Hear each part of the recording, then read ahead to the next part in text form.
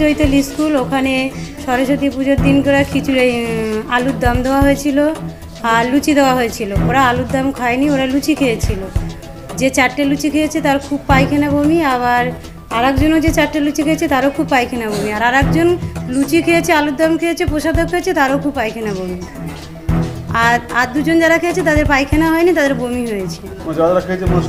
সবারই একই অবস্থা। বাচ্চা মেয়ে একটা 1 বছর 3 মাস বয়স, সে একটু লুচি খেয়েছিল, তারও পর্যন্ত একই কেস হয়েছে। 2বার পায়খানা করেছে, 2-3বার গা গুলিয়ে বমি করেছে, তাকে ওষুধ খাওয়ানো হচ্ছে। মানে প্রত্যেকের জ্বর।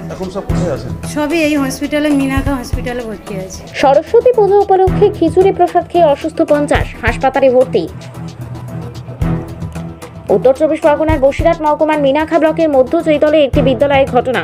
প্রসাদ খেয়ে অসুস্থ পড়ুয়া, এলাকার বাসিন্দারা সহ প্রায় 50 জন। গত পরশুদিন সরস্বতী পুজোর শেষে বিকেলের দিকে পুজোর প্রসাদ খায় ও লুচি আলুর দম খাওয়ানো হয় বিদ্যালয়ের পক্ষ থেকে। তারপর থেকে জ্বর, পায়খানা, বমি উপসর্গ নিয়ে অসুস্থ হতে থাকে স্কুল পড়ুয়া থেকে শুরু করে এলাকার মানুষেরা। যারা এই বিদ্যালয় থেকে প্রসাদ ও লুচি আলুর দম খেয়েছিল তারা সবাই অসুস্থ হয়ে পড়ছে। 4টি স্তরের মধ্য দিয়ে চিকিৎসা ব্যবস্থা শুরু হয়েছে মিনাখা গ্রামীণ হাসপাতালের চিকিৎসকেরা। এলাকায় মেডিকেল টিমেরও ব্যবস্থা করা হয়েছে। মিনাখা মেডিকেল অফিসার শুভ বাগচি বলেন, ভয় পাওয়ার কোনো কারণ নেই, আমরা ইতিমধ্যে মেডিকেল ক্যাম্প করেছি গ্রামে। দ্রুত সুস্থ হয়ে উঠবে। প্রসাদ খেয়ে ডায়রিয়া মতো হয়েছে, শিশুদের খুব দ্রুত সুস্থ হয়ে উঠবে। একটা আউটব্রেক হয়েছে, আমরা মোটামুটি ম্যানেজ করে নিয়েছি। ঠিক আছে, অসুবিধা খুব বেশি কিছু হবে না, আমরা ম্যানেজ করে নিয়েছি।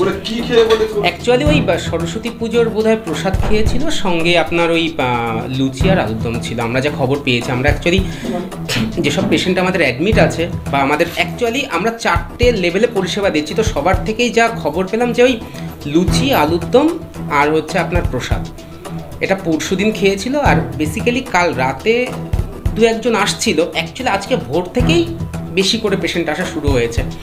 তো যে লেভেলে পেশেন্ট আসছে আমরা মোটামুটি ম্যানেজ করে নিয়েছি, অসুবিধা খুব বেশি কিছু হবে বলে মনে হচ্ছে না। হ্যাঁ, আমরা 4টে লেভেলে ট্রিটমেন্ট দিচ্ছি। এক হচ্ছে আমাদের আশা এএনএম দিদিমণিরা বাড়িতে ঘুরে ঘুরে ওআরএস, হ্যালোজেন, তারপরে আমাদের আপনার এই প্যান40, ডমপেরিডন বা আমাদের ধরে নিন মেট্রোনিডাজল, এইসব মেডিসিনগুলো মোটামুটি এএনএম দিদি, আশা দিদিমণি ঘুরে ঘুরে আমাদের ফিল্ড লেভেলে বাড়িতে বাড়িতে গিয়ে সার্ভেও করছে, দিচ্ছেও। বিশেষ করে আমাদের হ্যালোজেন ট্যাবলেট, বিশেষ করে ওআরএস। আর তার থেকে তুলনামূলক যদি মনে হচ্ছে যে হ্যাঁ বাড়িতে থাকলে হবে না, একটু ক্যাম্পে ডক্টরবাবুকে দেখাতে হবে, তার জন্য আমরা আলাদা করে ক্যাম্প করেছি। আমাদের 10-15 জনের একটা ক্যাম্প টিমের 10-15 জনের একটা টিম বানিয়ে দিয়েছি। যে স্কুলে ঘটনাটা ঘটেছে সেই স্কুলে আমরা একটা ক্যাম্প করে দিয়েছি। তো সেখানে এই অবধি 36 জন এসছে, এতক্ষণে হয়তো সেটা 40-50 হবে হয়তো।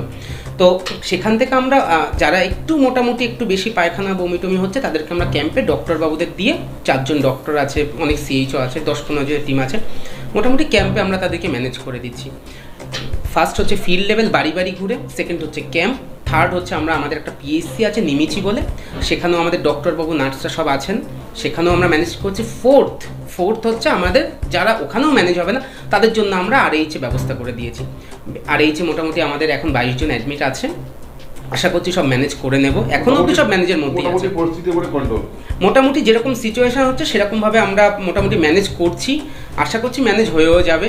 মানে ঠিক আছে, মোটামুটি ম্যানেজ করা যাচ্ছে। আমার নাম শুভ বাগচি।